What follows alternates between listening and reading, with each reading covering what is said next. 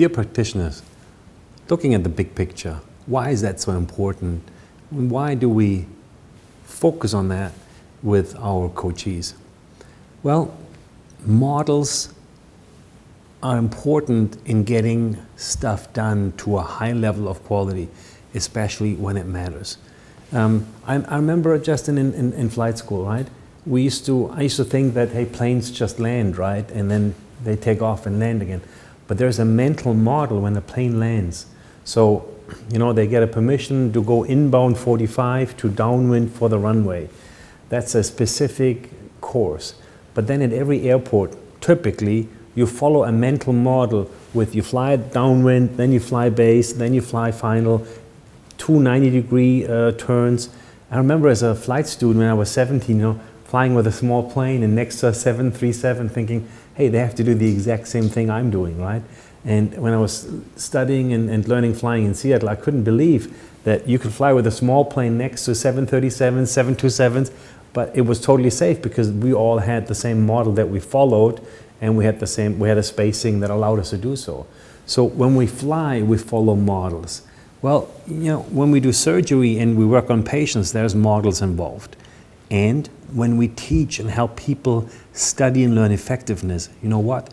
There are models and there are pathways and models that we are using in order to ensure quality, in order to make sure our coachees, the people that you are supporting, that you are helping to apply the coaching, that they're safe and that they learn in the most effective and the most deepest way possible. So what is the principle? The principle is models matter. They give people a sense of orientation, just like you're describing, whether it's surgery or flying or whatever it is, learning, it's a sense of orientation. And there's a number of models throughout the Live with Intent pathway. The two we invite you to master are the big picture of where are we now, where are we going, how do we get there? That's how the 12 principles are framed. And the second one, embedded in all of those 12 principles, is the model See, Do, Grow. And those two models you'll want to be really fluent with and come back to again and again and again all the way through your coaching experience with your coachees. So Live with Intent today is a proven model for increasing effectiveness and for scaling leadership. So I remember the first experiences we had where we showed the complete solution. I have that again and again still today, that clients, when they see the whole systems approach that we're using, that it clicks for them. And use that for your support, for your advantage. Don't sell single coaching units, single time. Look and think in system solutions. As you work with leaders of organizations, as you work with nonprofit or profit organizations, most humans want completed systems, closed systems.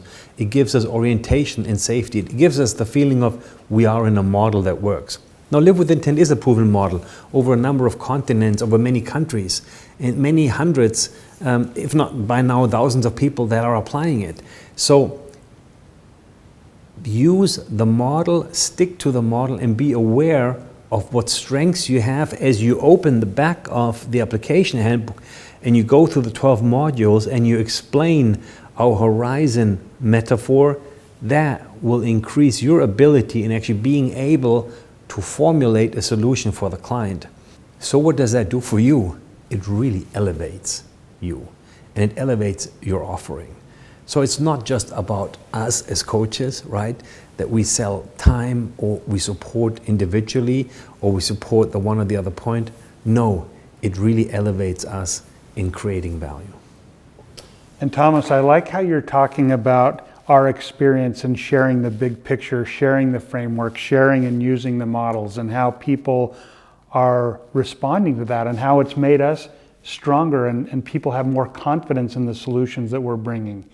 And for me, for example, if we just look at the big picture model of where are we now, where are we going, how do we get there, There's a reason that trust is first. It's the enabling principle.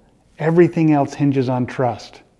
There's a reason that after your plan in book 5, we go into the principles of visualization and language creates reality and autosuggestion.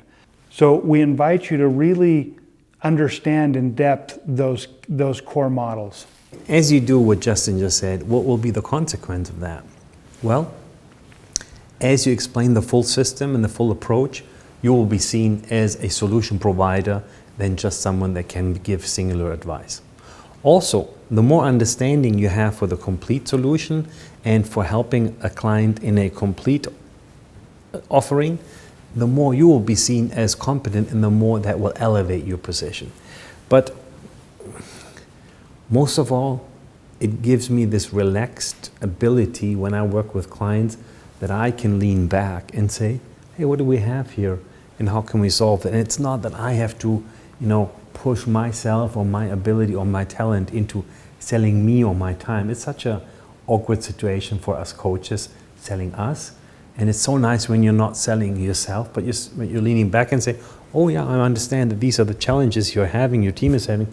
Well, this is our experience. Typically, we guide teams through this process. We'd highly recommend that you do that. And you're not positioning yourself, and all of a sudden, that's a different discussion for you. And for that, you will get a different awareness, and you'll be positioned differently in your discussions with your clients. So what's our point in one sentence? Offer the holistic learning pathway. It will bring credibility to you. Raise the game.